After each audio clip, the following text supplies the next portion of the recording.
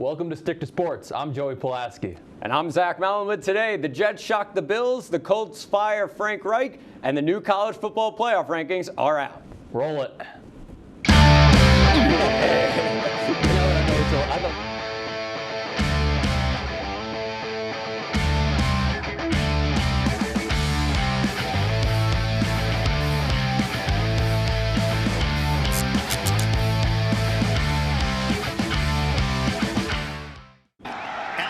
The New York Jets pulled off the shocker of the week, taking down the Buffalo Bills 20-17 at MetLife Stadium on Sunday.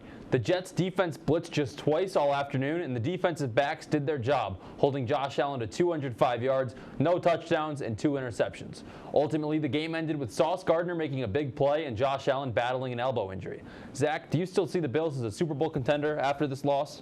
I definitely do. I think, of course, the Buffalo Bills are still Super Bowl contenders, but give credit to the Jets defense.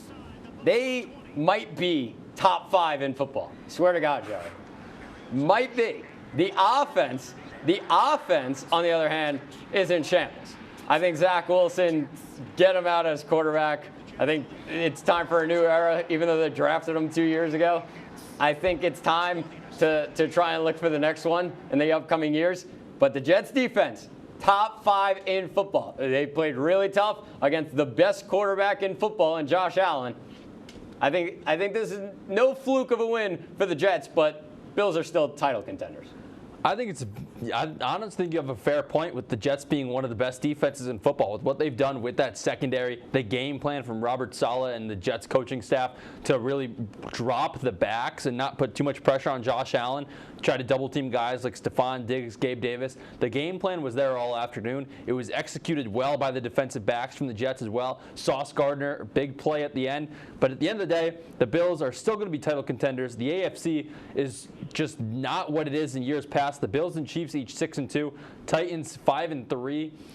If Josh Allen and this UCL injury isn't that big of a deal, I think Buffalo can still get it done. The Chiefs and Titans still had quite the clash Sunday night, but the Bills have to be up there. The Indianapolis Colts have fired head coach Frank Reich after starting the season with a record of 3-5-1. Reich led the Colts to the playoffs in 2 of his 4 seasons, but never won the AFC South during his reign as head coach. The Colts then made the shocking hire of former offensive lineman Jeff Saturday to take over as their interim head coach. Joey, was this the right move by Indy? I mean, first off, where does this Jeff Saturday move come from? It just makes absolutely no sense, but you see the Colts are under Frank Reich, the struggles, lost in the AFC divisional round, losing record, lost in the wild card, barely above 500, and now with losing record 3-5-1. At the end of the day, I don't hate the move because what is there to lose? It's a low-pressure situation. The front office, Jim Irsay, and them protect themselves by having a coach where there's no expectations. You're going to sell tickets because Jeff Saturday is one of the most beloved Colts of all time. And at the end of the day, you're probably not going to win the AFC South with how good the Titans and Derrick Henry are this year. So I don't really hate the move. It's low pressure for everybody, and you just start fresh next season if it doesn't go well. Yeah, they really haven't won big games under Frank Reich. He kind of had it coming. This guy came to the Indianapolis Colts, and they were probably a quarterback away from maybe winning the Super Bowl. He turned the quarterback into Phillip Rivers, Carson Wentz, and Matt Ryan. He had it coming. The Chiefs turned a 5-point halftime deficit into an overtime win on Sunday Night Football at Arrowhead Stadium, courtesy of 446 yards on 68 attempts from Patrick Mahomes.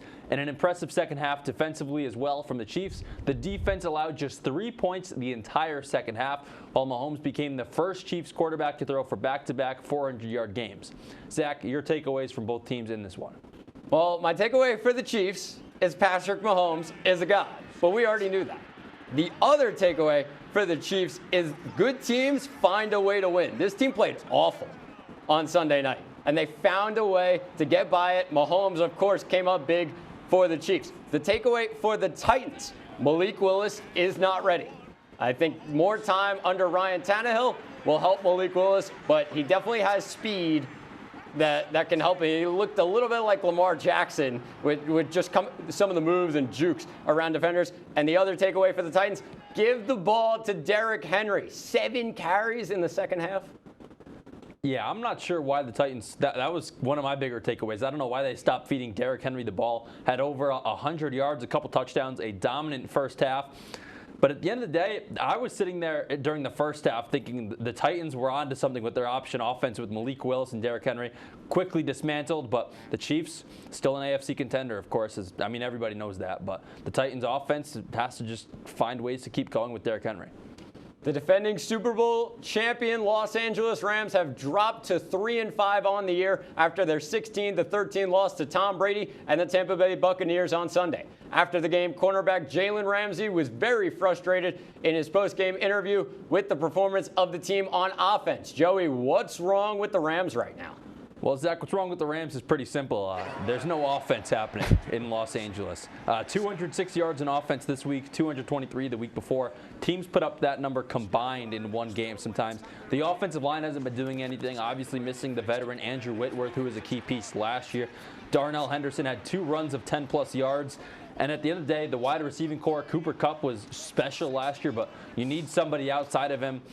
The offensive line, again, the running back, the wideouts, it's everything. This offense just has no rhythm. Yeah, you're right. The offense stinks, plain and simple.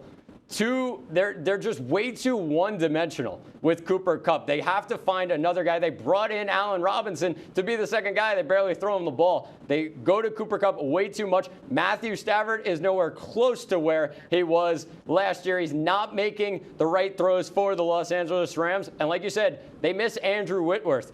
The offensive line is hard right now, and they cannot run the football. We're going to take a quick break right here on Stick to Sports. Up next, we recap the weekend of college football, make our early season college basketball predictions as well. Stay tuned right here on WTOP 10. When you look at the number of disasters in the U.S., chances are every area will deal with some kind of emergency in the next decade. And between school, sports, and social lives, chances are you won't be with your kids when it happens. Will they know what to do? Ready.gov/kids has the educational tools and information to make the conversation easy. When the time comes, chances are they'll feel prepared, not scared. So talk with your family today.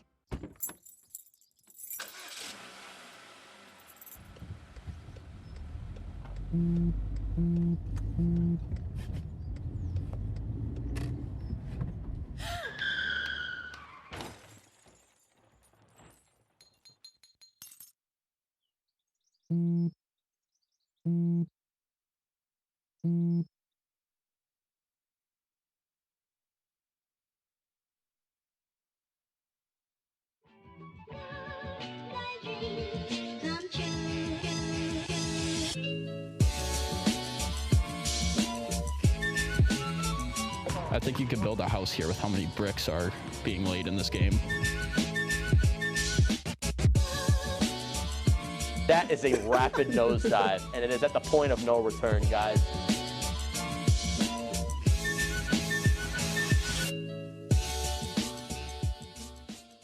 Up to Dobson at the point. The cross-ice pass comes to Breeze, who's going to extend the lead to 3, but the Columbus Blue Jackets, they're not going down without a fight. Puck loose, out in front of net. Welcome back to the best show on WTOP. I'm your host, Miss Meg Trivia. And I'm Donna. We start things off in the pool as 4 members of the Oswego women's swimming and diving team have earned all SUNYAC honors. Oh, finally, got that old music back. Welcome live inside the Outrigger studio for the newest episode of Sports. Welcome back to Stick to Sports. Tennessee came into Saturday as number 1 in the college football playoff, while Georgia closed as 10-point favorites. Only one could be the prevailing winner in this game. Hendon Hooker and the Tennessee Vols offense struggles, and Georgia goes on for the victory on Saturday. Zach, what were your takeaways from this one? My takeaways, it was based on how dominant Tennessee's offense has been. No Hendon Hooker touchdowns for the Vols. That's a huge takeaway considering how dominant, like I said, Tennessee's offense has been. Georgia's defense, on the other hand, is the number 1 unit in all of college football. If anybody beats them, power to them, because it's not going to be easy. What I will say, good luck to the teams against Georgia's defense. They really are just a powerhouse, and they showed it against Tennessee on Saturday. Yeah, this Georgia defense was very impressive without one of their key anchor defenders as well. But at the end of the day, the Vols offense just got stopped. Hendon Hooker able to do nothing against this Georgia secondary, trailing 24-6 at halftime. If the offense started that slow and just had no solutions throughout the game, first quarter, second quarter, at halftime, Josh Heupel and the Vols could get nothing going from Hooker to Hyatt, which has been lethal for them all year. Cedric Tillman comes back as well, pretty much unheard of in this game, and the Vols just got beat.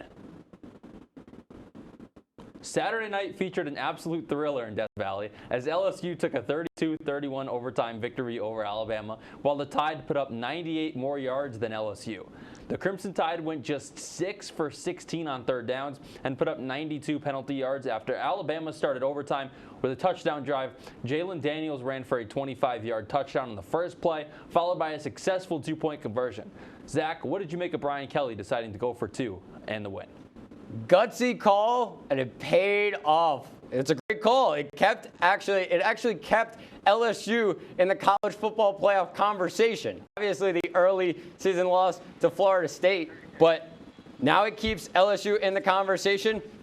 You can't give Bama the ball back in that situation. They're just going to come the other way and score. I think it's one of those everybody praises him if it goes right, everybody hates him if it goes wrong kind of things. I love the move even going into it. Like you said, you can't give Bama the ball back, and your offense just went one play for the touchdown. Let them roll with it. I mean, and you're also looking at a couple of two-loss teams. You really got to battle because right now you still have to battle for the college football playoff. If you're 3 losses, forget about it. Speaking of college football playoff, we have our second college football playoff ranking of the season coming out yesterday. After 10 weeks of action, the committee sees Georgia, Ohio State, Michigan, and TCU as the top 4 teams in the country. Zach, your thoughts on the new CFP playoff rankings? I think the committee got this spot on. I think they're spot on. Only fair to keep the undefeated teams, Georgia, Ohio State, Michigan, TCU. It's fair to have Tennessee out as well as Oregon. The only argument of Tennessee and TCU, it's going to be solved when Texas beats TCU on Saturday. I'm with you. I think they got it right. You have to reward the 4 big-time undefeated teams. You see it there, Georgia, Ohio State, Michigan, TCU, a combined 36-0 this season. Something's going to work itself out between Ohio State and Michigan. Maybe TCU doesn't finish undefeated. There's still a way for the Vols to work their way back in, even with the 1 loss. It's still a very good loss. Let's move over to college basketball with non-conference games already kicking off. Hall of Fame coaches like Jay Wright and Coach K are gone, but this season is set to be spectacular. Joey, let's make some early predictions with the Wooden Award up first. Who takes it? Wooden Award this year goes to Jaime Jaquez Jr. You don't see him on the graphic there. Drew Timme, Armando Bacot, Oscar Tshiebwe, Caleb Love, and Marcus Sasser are your 5 favorites. I got it going to the Pac-12 to UCLA. Jaime Jaquez Jr., 14 points per game and 6 boards a game last year. Jules Bernard, one of the leading scorers on that Bruin squad last year, is gone. Mick Cronin, loved him since the Cincinnati days. Really like this UCLA team in the dynasty year in and year out. Give me Jaquez Jr., probably about 8th or 9th favorite to win it, but I think he gets it done. That's an interesting one. I am going to take Oscar Tshiebwe, number 3 on that list, plus 975 when healthy. Oscar Tshiebwe is the most dominant big man in all of college basketball, and it's not even close. Kentucky arguably has the top team in the nation, and I think a lot changes with Tshiebwe down low when he is healthy. Next, let's get into both freshmen and transfers for some of the biggest programs in college basketball. Joey, which freshman or transfer, or both, do you think will have the biggest impact on their team this year? Zach, biggest transfer this year, Tyrese Hunter, 18-5 in the opener for Texas against UTEP. Going to be the best player and a major contributor to the number 12 ranked Texas Longhorn squad. Big 12 freshman of the year at Iowa State. Going to go in, make an immediate impact. Already has, and will continue to do so this season. I'm going to go freshman Keontae George from Baylor, one of the best scorers in the nation. He's paired with Adam Flagler and LJ Cryer. And for transfer, I'm going with Johnny Broome. He transferred from Morehead State to Auburn, 16.8 points per game, 10.5 rebounds per game, and 3.9 blocks per game last season. He replaces Jabari Smith and Walker Kessler down low. North Carolina and Gonzaga are favorites to win the national championship at plus 800, followed by Houston at plus 900. Joey, who's going to win the national championship? I got UNC taking it home this year. The finalists last year, one of the two favorites on the graphic there, UNC and Gonzaga, your two favorites, plus 800. Houston coming in right behind them at plus 900. Then Kentucky and Kansas rounded out at plus 1,000 each. Armando Bacot, RJ Davis, Caleb Love, three of the top four scorers. Obviously, the Tar Heels lose Brady Manick, who was a very big contributor in March last year. Also, just love Hubert Davis and what he did with this UNC program last year, the former Tar Heel player himself. I think the Tar Heels get it done this year. I'm going with Kentucky. I already talked about Oscar Tshiebwe. They're at plus 1,000 on that odds list. They are the best team in the country when Oscar Tshiebwe is healthy. They added freshman Kason Wallace, who can shoot, pass, and defend, and Antonio Reeves, who can shoot the lights out. Experience matched with talent. They'll win it. We have to take a quick break, but when we come back, Joey will be joined by Ben Diamond. Don't go anywhere. You are watching Stick to Sports on WTOP 10.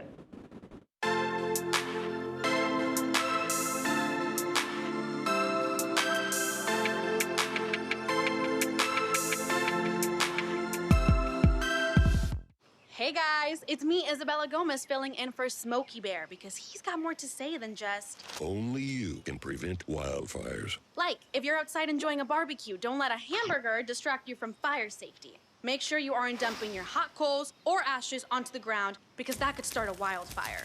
So take wildfire prevention seriously and let's save the world one day at a time. Juntos con Smokey Bear, podemos hacerlo. Go to smokeybear.com to learn more about wildfire prevention.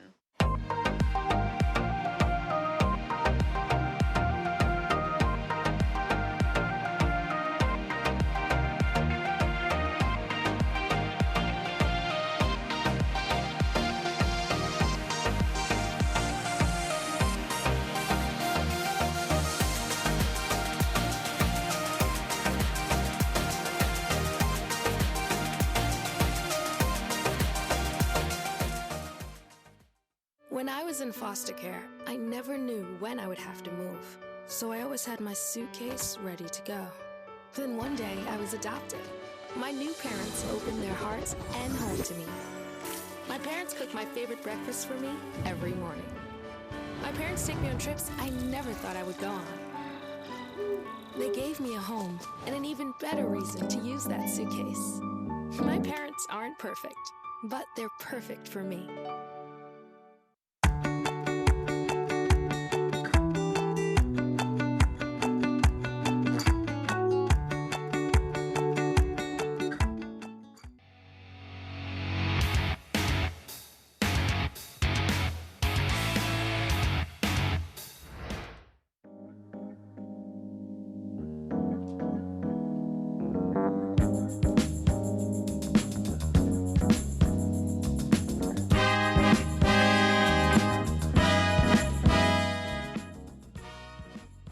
It's time for the fast break. Joining me now, Benny D, Ben Diamond, one of our producers. Ben, what do you got for me? Thanks, Joey. A week after firing head coach Steve Nash, the Brooklyn Nets decided on head coach that they're going to go ride with for the rest of the season. Jacques Vaughn, who was named the interim head coach in the wake of Nash's firing last week, has been officially named the head coach of the Nets. Ime Udoka, former Boston Celtics head coach, had been a name that was thrown around for the job. But amid the recent Kyrie Irving controversy and the Udoka controversy would not have been a good fit for the Nets. What do you think of this, Joey? Ben, I think the Nets made a phenomenal move bringing in keeping Jacques Vaughn and promoting him to the assistant coaching spot. I think anytime you have an in-house hire, not only makes the players more comfortable, makes the organization more comfortable. You're promoting people within your organization, which I think is, of course, always a good thing. He's been there since 2016. At the end of the day, if it wasn't going to be him, the names that was swirling, like you said, was Ime Udoka. With the Kyrie situation, you just don't need that, plain and simple. And I don't know the entire situation with Udoka. Who knows if we'll ever find out. But regardless, Vaughn, a phenomenal hire and promotion for the Nets. Yeah, I agree. I think just having Vaughn, who already knows the system the Nets are running, as you said, being with the team for a long time now, for over 6 years, 5 years, but also I feel like a level head. just a new level head to lead this team where it needs to go. They've started to turn it around. They beat the Knicks just a little bit ago, but yeah, I think this Vaughn hiring is good for the Nets going forward. After trading away their franchise quarterback in Russell Wilson during the offseason, many fans thought the Seattle Seahawks were going to be in for the hunt for a top 5 pick in the 2023 NFL Draft. However, it seems the team has other plans, as through 9 weeks, the Seahawks sit at 6-3 and sit atop the NFC West. Led by cornerback Geno Smith, the Seahawks have flipped the division upside down. Joey, do you think the Seahawks will end the season with the division lead, or are we waiting for a slip-up? I'm waiting for a slip-up. I think Geno Smith has been phenomenal this year for the Seahawks, but with how deep that division is, you have the 49ers, the Rams are there. I don't know if they'll turn it around. The Cardinals getting D-Hop back as well, but I personally think the 49ers are going to catch them, especially with the addition of Christian McCaffrey. But you still, at the halfway mark, need to give props to Geno Smith. Unbelievable season. Yeah, I agree. I mean, Geno Smith, 15 touchdowns and 4 interceptions so far this season, 2,200 passing yards, and a 73.1% completion percentage. Very good for a guy that was seen as a backup quarterback by many, who has really stepped into this role. And Kenneth Walker has been, the rookie, has really stepped in for Rashad Penny. And I think that it's really been huge for the Seahawks this season. Moving over to the MLB, now that the World Series has ended, all eyes look forward to an MLB offseason that has a chance to make major shakeups to the league. A deep free agent shortstop class, headlined by Trey Turner, Dansby Swanson, and others, is one headline fans are going to keep a close eye on as the offseason rolls along.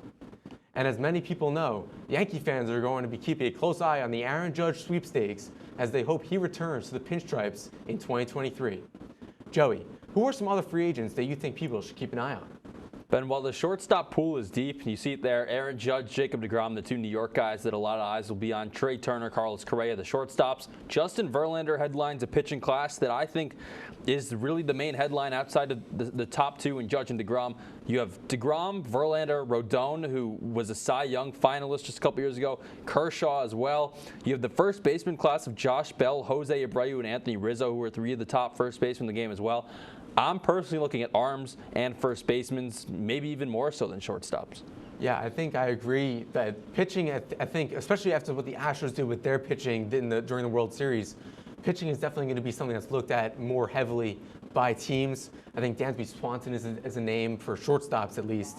But yeah, Kershaw is also a name to keep a look at, whether he stays with the Dodgers or not this coming season. We'll take a quick break here on Stick to Sports. Thanks again to Ben for the fast break. When we come back, Zach, Ben, and I will head into extra innings. Don't go anywhere. You're watching Stick to Sports on WTOP 10.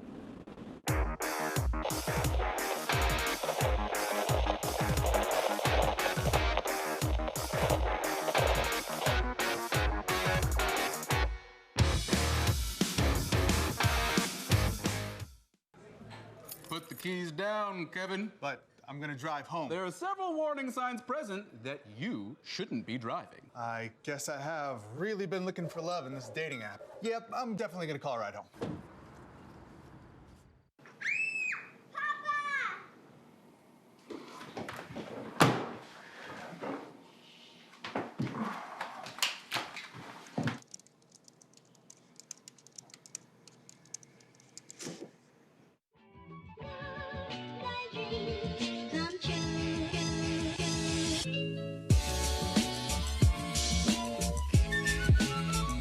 I think you could build a house here with how many bricks are being laid in this game.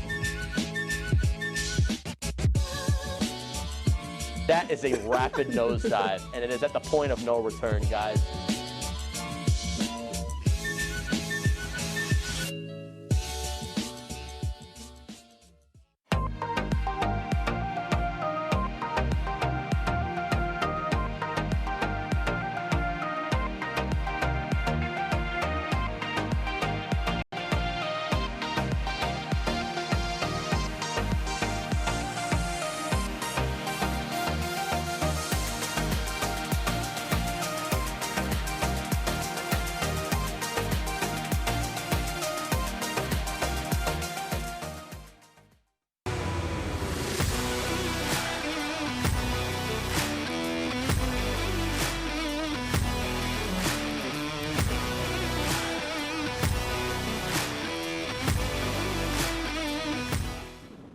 Welcome back to Stick to Sports. It is time for extra innings. Let's take a look at the standings so far this season. Joey currently in the lead, and I wouldn't say handily, but he's in the lead right now. He needs a over 500 day to cement that. I mean, my picks have just been unbelievable. Ben, you're within striking distance. Zach, we gave you the 2 and 3 last week for you had the Celtics you had the Celtics beating the Cavs without Darius Garland, and of course Darius Garland played. So you're 2.5 out. Ben's 1.5 out. Loser gets the punishment on the finale. That is true. December 6th. Finale, December 6th. But we have more. We have 6 more to go through. Nuggets at Celtics. Joey, who you got? Give me the Nuggets. I've been all in on Nikola Jokic, Jamal Murray. This Denver squad, they score. They got 2 of the best guys in the league. Celtics at home. Tatum's going to go off in this one. I'm going with the Nuggets. Peanut butter and jelly. Come on. Jamal Murray and Nikola Jokic. Let's go with the Nuggets. All right. There's one comeback game. T-Wolves at Grizzlies. If I had to choose, I'm going with the Grizzlies. The T-Wolves have been supremely mid. The T-Wolves have been supremely mid, so the Grizzlies, I think, take this one pretty easily. Joey? Benny D, I'm with you. The Grizzlies, John Morant, and the boys get it done Friday night. We all agree. Sorry. Yeah. Grizzlies. T-Wolves are struggling right now. Grizzlies all the way. I'm wondering if the strategy is going to start coming into play with you don't want to be bouncing in last. around. We got to figure out something. Now, we're going to move over to some UFC. We got Chandler versus Poirier. Poirier's -200 favorite. Zach, you're the UFC guy. Who you got? Oh, yeah. I didn't know you were the UFC guy. Yeah, it's both. It's okay. I got Poirier. He's the better all-around fighter. He's bigger and better, and he's the better wrestler in the end. They're both highlight reel fighters. This one should be a dandy. I'm going with Poirier, though. Yeah, I'm going with Poirier as well. Only losses since 2017 are against Khabib and Oliveira. Chandler's not better than either of those guys. Poirier gets the job done Saturday night at MSG. This one I don't have much of an opinion on. I think I'll agree with them too with Poirier. But this next one, Pereira and Adesanya. Adesanya -190. Joey? Give me Pereira. Wow. The only guy that's put Izzy to sleep in his career. He was posting a picture in like Times Square because the fight's in New York City Saturday. He posted a picture in Times Square because Izzy had the post game thing, the frozen like Elsa. He posted a picture with someone dressed as Elsa. He's winning this fight. It's plain and simple. All right, Izzy's taking it. It's going to be an insanely close fight. There's no knockout in this one. These guys will just be trading blows. It's just standing up fight. That's what it is. I think Izzy will probably win by decision. Zach? Let's go. Adesanya is taking this one. This is the one that takes Joey down from the top of the leaderboard. Oh, yeah. But moving over to college football, number 4 TCU at number 18 Texas. Texas is the favorite at -7. Zach, who you got? Vegas knows something. They're at home, Texas. They know something. Quinn Ewers, he's gonna go off in this one. Quinn Ewers to the moon, Texas. When you say Vegas knows something, my thought was just the first week or the second week of the season when Texas hosted Ohio State at Texas, and that was a close game. Was it? It was Alabama. You're right. But regardless, TCU, I think moves to 10-0. It's a weird spread with Texas being such a touchdown favorite. Give me the Horned Frogs. I agree with Joey, TCU, but with time weighing down, we're going to move up to the NFL. Vikings at Bills. Bills -7.5. Joey, you got? So this obviously comes down to if Josh Allen plays this game. So we're assuming this is with Josh Allen? It's going to be okay, with Josh Allen, the Buffalo Bills, without a question. Yes. I agree with you. Allen won't lose 2 in a row. He will not lose 2 in a row, especially when it's on his home field. He's going to be looking for a W here. I agree. I mean, you really can't really bet against the Josh Allen Bills, but I mean, obviously they did lose to the Jets, but if without Josh Allen, I wonder how this game shakes out. But with Josh Allen, the Bills are taking this. You know what? I don't want this to be unanimous. I'm changing to the Vikings. Wow. Give me the Vikings. Right. Kirk Cousins was on the plane with swagger. Josh Allen's right elbow is trashed. Give me the Vikings. Crazy. I'm changing that pick. Crazy. For the record. I do. A couple shout outs. Go for One, it. Harry ran the New York City Marathon. Shout out to you, Harry. Let's go, and Harry. My cousin Jared. The Islanders beat the Rangers. And Jared. Only the Islanders one team are better. owns New York. The Islanders are one better. Team owns New York. That's all. That'll do it for Extra Innings. That's all the time we have on today's episode of Stick to Sports. Be sure to tune back in Tuesday, December 6th, our season finale right here on WTOP 10.